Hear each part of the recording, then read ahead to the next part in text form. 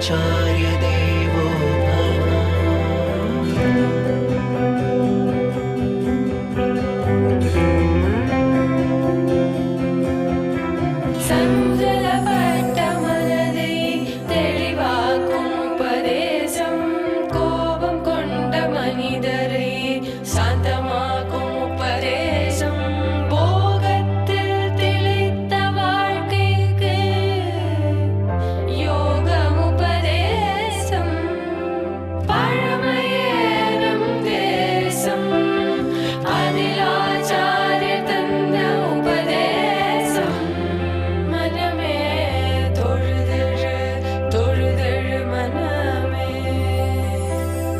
मातृदेवो भव पितृदेवो भव आचार्य देवो भव.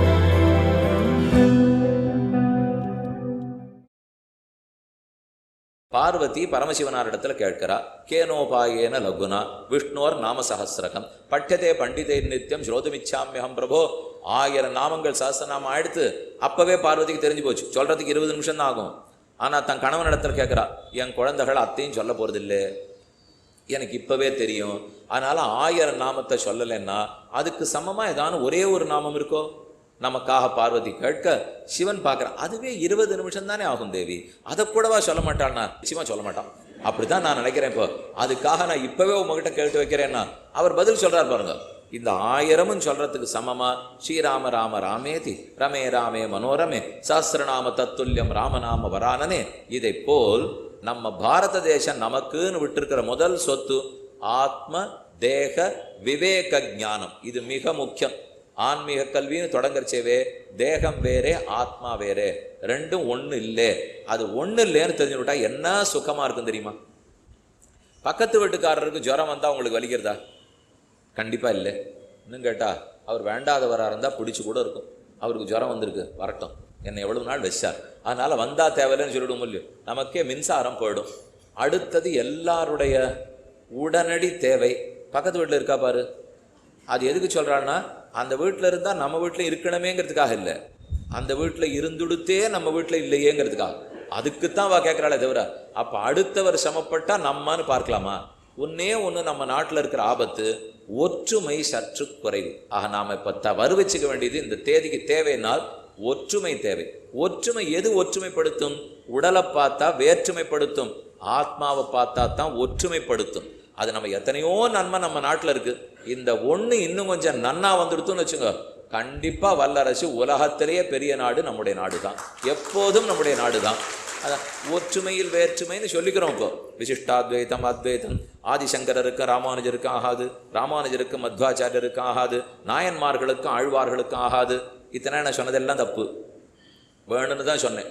ஏன்னா நாயன்மார்களுடைய தொண்டர்களுக்கு ஆழ்வார் தொண்டர்களுக்கும் தான் ஆகாது, நாயன்மார்களுக்கு ஆழ்வார்களுக்கு ஆகாதுன்னு ஆறு சொன்னேன். இப்போ அது நான் வேணும்னு சொன்னது. இப்போ உண்மையாக பார்த்தா அவா 2 பேருக்கும் ஆகும். எப்பவும் சிவனுக்கும் பெருமாளுக்கும் சண்டையே வராது. ஆனால் சிவனுடைய தொண்டர்களுக்கும் பெருமாளுடைய தொண்டர்களுக்கு தான் சண்டை வந்துடும். அவள் 2 பேர் நின்றுட்டு இருக்கிறச்சவே இவர் இவளை கிளப்பி விடுறது, அவர் அவளை அவள் ஒன்று அதுக்கெல்லாம் ஏமாறுறவாள்லாம் இல்லை. இப்போது நன்னா தாங்க 6 தெரிஞ்சுதான் வச்சுருக்கா. ஆனால் இதிகாசம் புராணம் சரித்திரத்துக்காக இது நடக்கிறதுனா அப்போ ஒற்றுமை குறைவு தெரியறது. ஒத்தருக்கொத்தர் விட்டு கொடுத்துட்றோம். அந்த விட்டு கொடுக்காதே எல்லாரும் சமம், எல்லாரும் ஆத்மாக்கள் தாங்கிற புரிதல் வரணும் இல்லையோ. அதுக்கு தான் ஆன்மீக கல்வி ரொம்ப முக்கியமாக இருக்கும். இது வந்தால் நாடே முன்னேற்ற பாதையில் இன்னும் வேகமாக போக ஆரம்பிக்கும். நம்ம ரொம்ப நாளாக சரித்திரம் வச்சுருக்கோம், ஒத்தர் பேரில் படையெடுத்தது இல்லைன்னு. நம்ம பேரில் படையெடுக்கிற தைரியம் கூட இனிமேல் ஒருத்தருக்கு வராது. அதை போல் நாம் ஒற்றுமையை அறிந்துட்டோம்னா 6 கிட்டக்க நெருங்கவே முடியாது இல்லையோ. நம்ம நாட்டில் ஒரு முன்னேற்றம் இல்லை, ஆனால் நம்மளாம் சௌக்கியமாக இருக்கமே. எப்படி இருக்கோம்னால் இருக்கோம், பகவான் தான் காப்பாற்றிட்டு இருக்கார். அவர் நடத்துகிறார், தன் சொந்த பூமின்னு நினச்சிருக்கார். இவர் பிரபஞ்சம் முழுக்க பகவானுக்கு சொந்த பூமியாக இருந்தாலும் இந்த கர்ம பூமியில் தான் அவதாரம் பண்ணியிருக்கார்.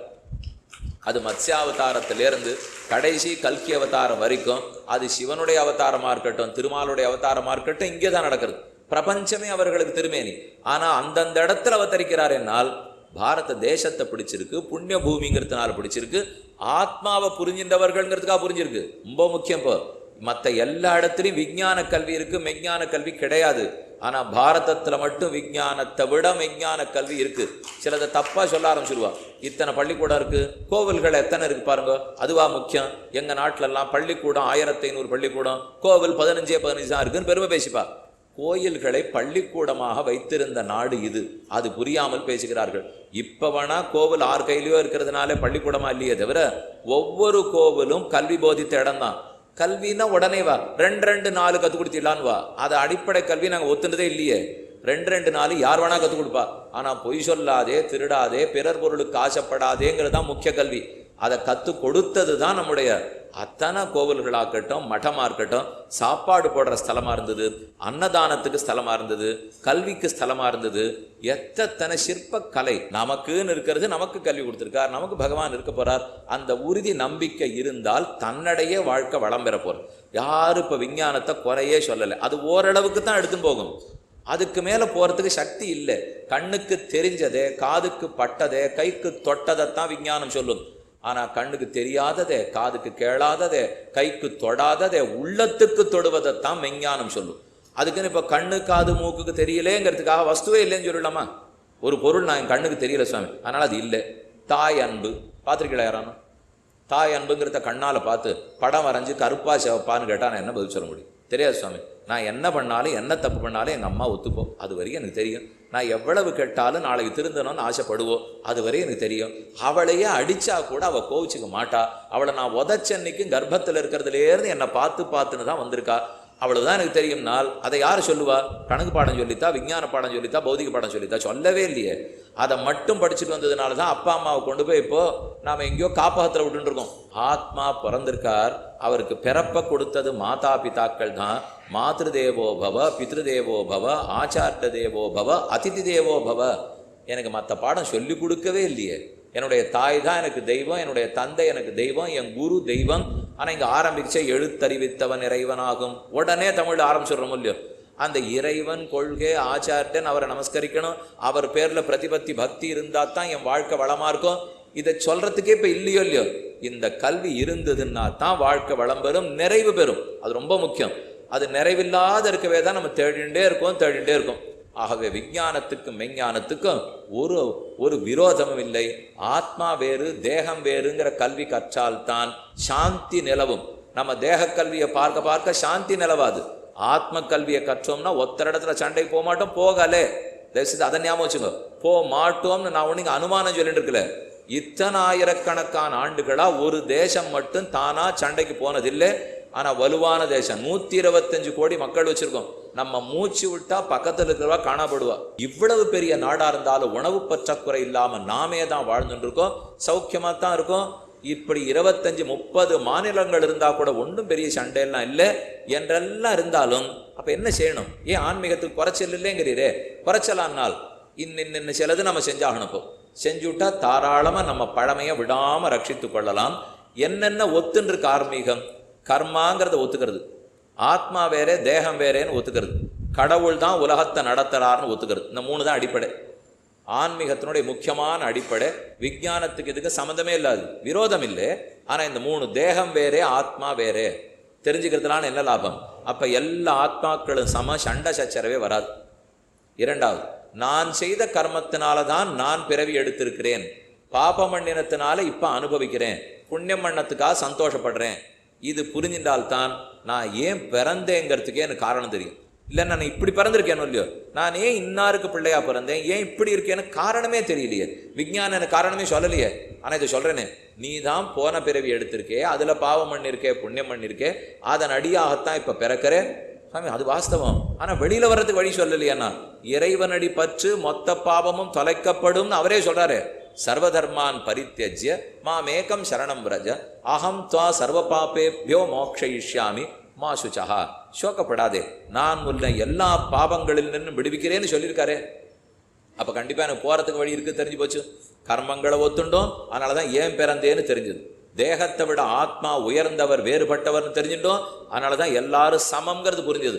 கடவுள் ஒருத்தர் உள்ளார், மொத்த பேரையும் ஆட்டி படைக்கும் அவர்னு புரிஞ்சுட்டோம். அதனால தான் ஒழுக்கமே வந்தது. நம்ம பாரத தேசத்தில் இத்தனை ஒழுக்கம் ஏன்? ஆரையும் பார்க்கக்கூடாது, தலை நிமிந்து பார்க்காதே, இப்படி இரு.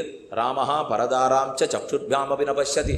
ராமன் எக்காரணம் கொண்டு பிறன் மனைவியை கண்ணெடுத்தும் பார்க்க மாட்டார், ஏறெடுத்தும் பார்க்க மாட்டார். உங்களுக்கு இந்த சரித்திரம் தெரியுமே, சீதையை ஆகாசத்தில் ராவணன் தூக்கின்னு போயிட்டான். போறச்சே தன் நகைகள் எல்லாத்தையும் முடிச்சா கட்டி ரிஷமூக பர்வத்தத்திலே ஹனுமான்லாம் உட்காண்டிருந்தான். சுக்ரீவன் ஹனுமான்லாம் இருக்கிறச்சே மூட்டையா ஆபரணத்தை போட்டுட்டு போயிட்டான். அதுக்கப்புறம் ராமன் இப்போ தேடின்னு வரார். அதே மலைக்கு வந்தார், சுக்ரீவனை பார்த்தார், ஹனுமானை பார்த்தார். சுக்ரீவன் உடனே அந்த ஆபரணங்களை கொண்டு வந்து, ராமா இதுதான் சீதையினுடைய ஆபரணமா, அடையாளம் கண்டுகொள்ளணும். எனக்கு கண்ணும் ஓடலை காதும் ஓடலை, லக்ஷ்மணன் இடத்துல காட்டுன்ட்டான். சரின்னு லக்ஷ்மணன் வாங்கி பார்க்குறார். இது தெரியலையே எனக்கு, இது தெரியலையே, இது தெரியலையே. நாஹஞ்சானாமி கேயூரே நாஹஞ்சானாமி குண்டலே நூபுரேத்தம் அபிஜானாமி நித்தியம் பாதாபிவந்தனாது. எனக்கு இது கேயூரம், கழுத்தில் போட்டுருக்கிற அட்டிகை காட்டினா தெரியலேன்னு விட்டார், கையில் போட்டுருக்கிற வளையலை காட்டினா அடையாளமே தெரியலன்னு விட்டார்.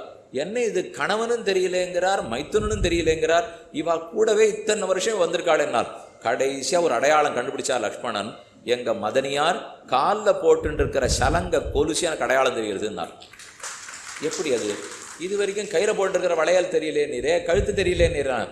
அவளை தரிசிக்கும் போது நான் காலுக்கு மேலே பார்த்ததே கிடையாது என்னார் அவர். அவளை நான் பார்த்ததத்தனையும் திருவடி வரைக்கும் வணங்கியிருக்கேன். என் மதனியாருடைய திருவடி தெரியும், என் தாயினுடைய திருவடி தெரியும். அதனால் காலுக்கு மேலே கூட பிறன்மனையை பார்க்காதது தான் நம்முடைய சம்பிரதாயம். அப்படித்தான் நம்முடைய நாட்டை வளர்த்துன்னு வந்திருக்கோம். ஆனால் கேட்டால் என்ன சொல்லுவார், அது எதுக்கு இந்த புலனடக்கி என்ன பண்ணணும், புலனடக்கி என்ன பண்ணணும்னா என்ன பண்ணணும்னால் நம்ம முதலீடு இந்த வாழ்க்கையில் மட்டும் இல்லை, நாம் அடுத்த வாழ்க்கைக்கும் சேர்த்து முதலீடு பண்ணுறவா. நம்ம இது மட்டும்தான் வாழ்க்கையை எடுத்துன்னு வச்சுங்க. உடம்பே தான் ஆத்மான்னு விட்டா கண்டபடி வாழ்ந்தாலும் கேள்வி கேட்க ஆள் இல்லை. ஆனால் உடம்பு வேறே ஆத்மா வேறே. இந்த உடம்பு விழுந்தப்புறமா ஆத்மா இருக்க போறார், ஜாக்கிரதையா இருக்கணும் அப்படின்னத்தானே வம்பே ஆரம்பிக்கிறது. உடம்பு போச்சு, செதையில ஏற்றி வச்சாச்சு, நெருப்பாயிடுத்துன்னா ஆத்மாவும் போச்சுன்னுட்டா பேச்சே இல்லை. இதுல ரொம்ப தைரியமா போடும் இப்போ. ஆனா இப்ப ஆத்மா வேறேன்னு ஒத்துண்டா என்ன லாபம்? ஓ நீ இப்ப மட்டும் இல்லை, எப்பவும் இருக்க போறே, நேத்திக்கு இருந்திருக்கே, நாளைக்கு இருக்க போறே. ஆகவே நீ கண்டபடிக்கு வாழ முடியாது. புண்ணிய காரியமா செய்யணும், பாப காரியமா தவிர்க்கணும். இதை சொல்றதுக்கு கர்மத்தை ஒத்துண்டாக வேண்டியிருக்கோம் இல்லையோ. அப்ப அந்த கர்மம் இருந்ததுனால தான் பிறந்திருக்கேன்னு தெரியறது, கர்மத்தினால தான் அடுத்த பிறவியும் தெரியறது. அப்ப புண்ணிய கர்மத்தை பண்ணு, பாப கர்மத்தை பண்ணாதே. நம்ம தாண்டி உலகத்துக்கு வாழணும்னா புண்ணியம் பண்ணாதான் உலகம் வாழும். அங்கங்க ஏரி கட்டி வச்சாகணும், குளம் வெட்டி வச்சாகணும், கோவில் வச்சாகணும், வஸ்திரதானம் தீர்த்ததானம் அன்னதானம் பண்ணி ஆகணும், சத்தியம் பேசித்தான் ஆகணும், பிறர் பொருளுக்கு ஆசைப்படக்கூடாது, எனக்கு இருக்கிற சம்பாத்தியம் குறைச்சலா இருந்தா கூட கொடுக்க தெரிஞ்சுக்கணும். இது ஒன்னொன்னு தெரிஞ்சுக்கணும்னால் அப்பதான் அடுத்த பிறவிக்கு முதலீடு பண்றோம்னு அர்த்தம். இந்த பிறவியோட போகாது. வங்கியில போய் முதலீடு பண்ணா இந்த வாழ்க்கைக்கு, தர்மத்துல முதலீடு பண்ணா அடுத்த வாழ்க்கைக்கு, வரப்போகிற வாழ்க்கைக்கும் சேர்த்து பார்க்கிறார். நீண்ட தீர்க்க தரிசனம் இருக்கிற சம்பிரதாயம் தான் சனாதன தர்மங்கிறது. கொண்டு போய் பள்ளிக்கூடத்துல பாடசாலையில் சேர்க்கச்சே சொல்லிக் கொடுப்பார். நன்னா கண்ணை மட்டும் வச்சுட்டு முதுகுத்தோலை உரிச்சு சொல்லிக் கொடுங்கிறான். கூடுமான யாரும் உரிக்கலை, அதுக்கு நம்ம தப்பா புரிஞ்சிடக்கூடாது. அந்த வாத்தியாருக்கு அவருக்கு இருந்த அன்பும் பாசமும் சாஸ்திரம் கொடுத்த பாசம் வருது. வெறும மக்கள்னு பார்த்த பாசம் இல்லை, ஒவ்வொன்றையும் ஆத்மாவா பார்த்த பாசத்தை வச்சுருந்தான் நம்ம வாத்தியார்கள்லாம் பாடம் சொல்லி கொடுத்துருக்கா. அந்த சம்பளம் வாங்கினோம் போனோங்கிறது எந்த பள்ளிக்கூடத்துலையும் நம்ம நாட்டில் பழக்கமே இல்லை.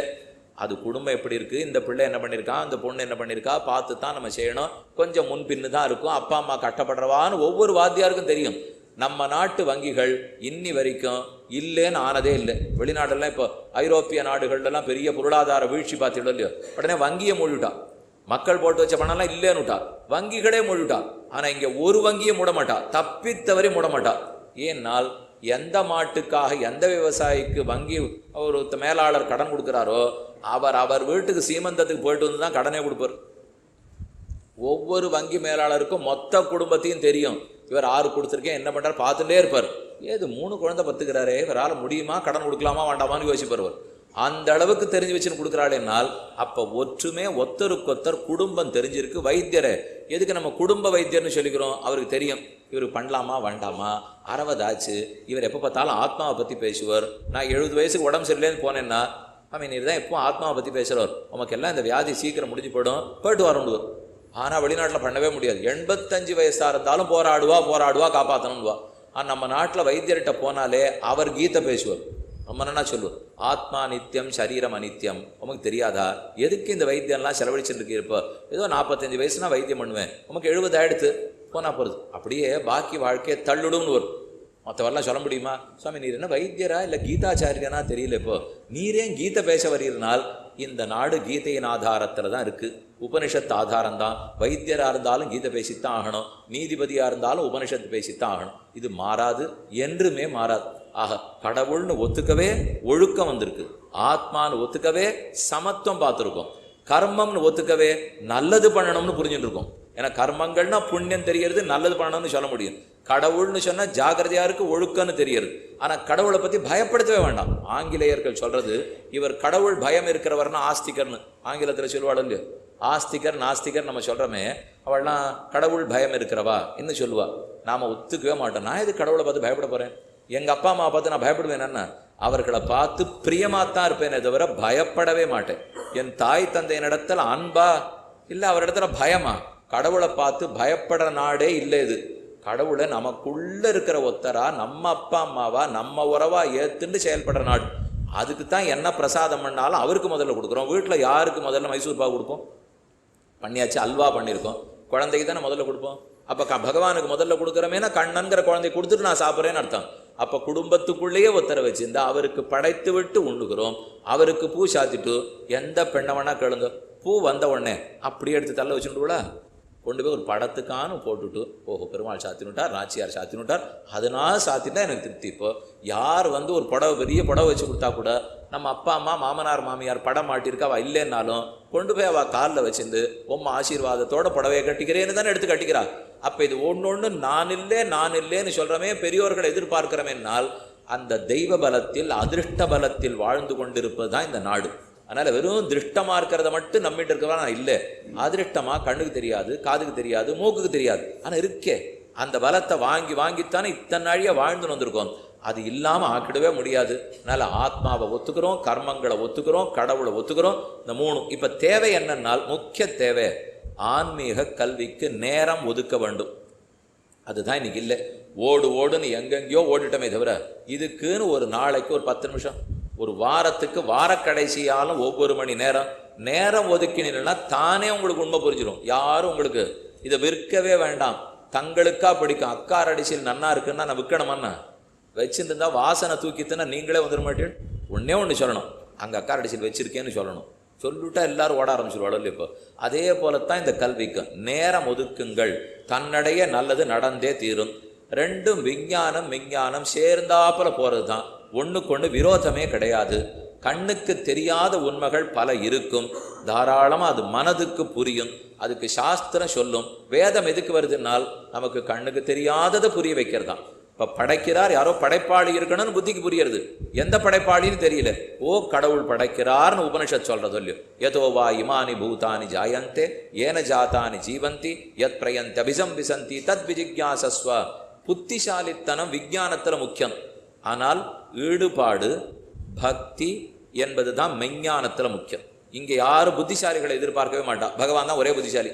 அப்போ நமக்கெல்லாம் புத்தி வேண்டாமன்னால் ஈடுபாடு ஆசை அன்பு காதல் பக்தி இது இருந்துவிட்டா ஓஹோன்னு ஒத்துணுடுவா.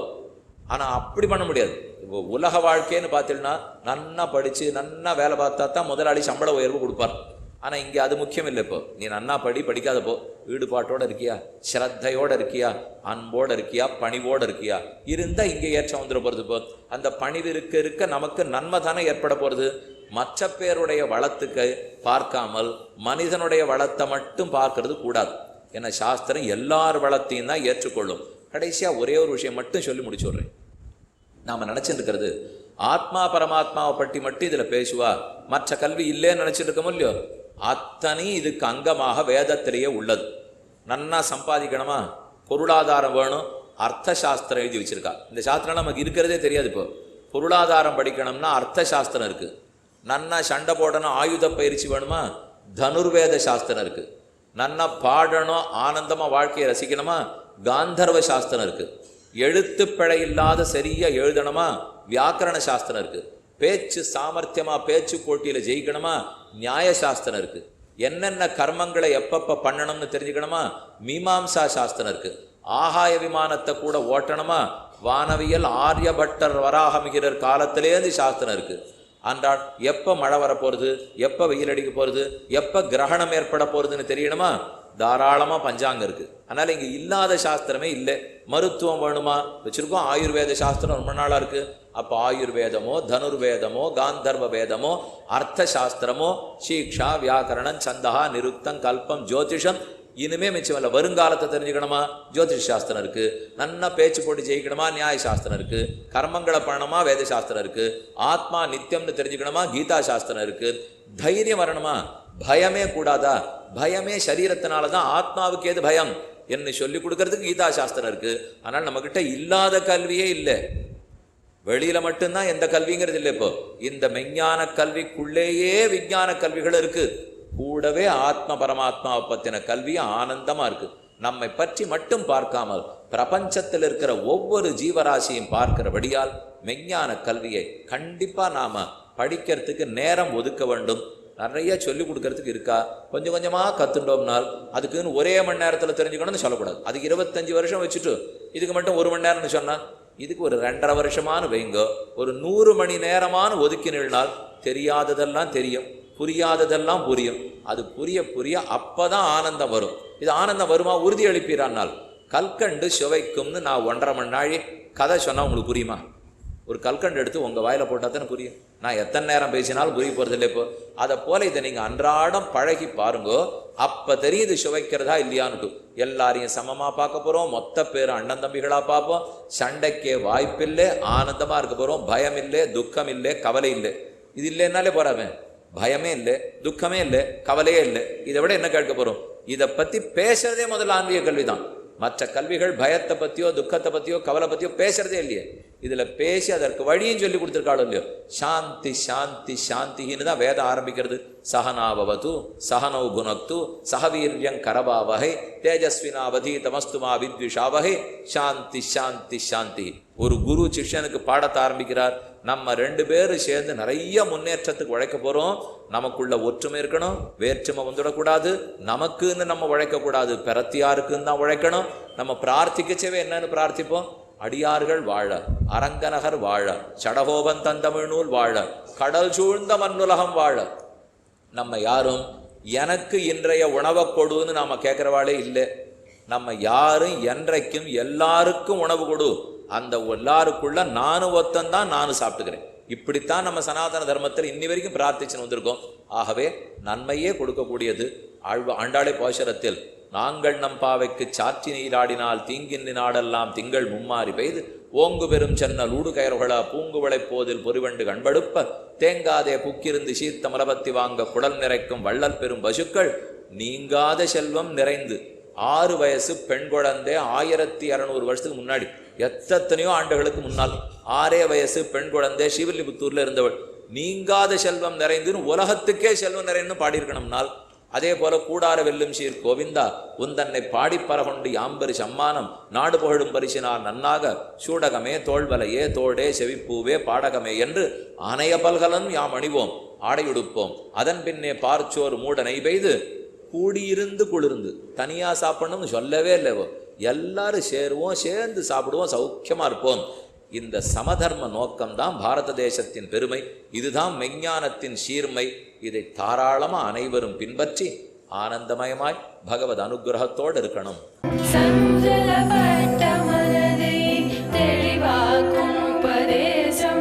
கோபம் கொண்ட மனிதரை சாந்தமாக்கும் உபதேசம், போகத்தில் திளைத்த வாழ்க்கைக்கு யோகம் உபதேசம், பழமையே நம் தேசம் அதில் ஆச்சாரிய தந்த உபதேசம், மனமே தொழுதழு தொழுதழு மனமே. मातृदेवो भव पितृदेवो भव आचार्यदेवो भव.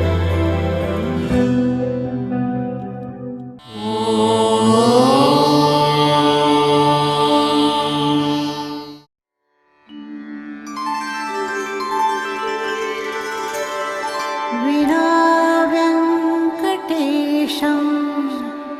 ननाथो ननाथः सदा वेङ्कटेशं स्मरामि स्मरामि हरे वेङ्कटेश प्रसीद प्रसीद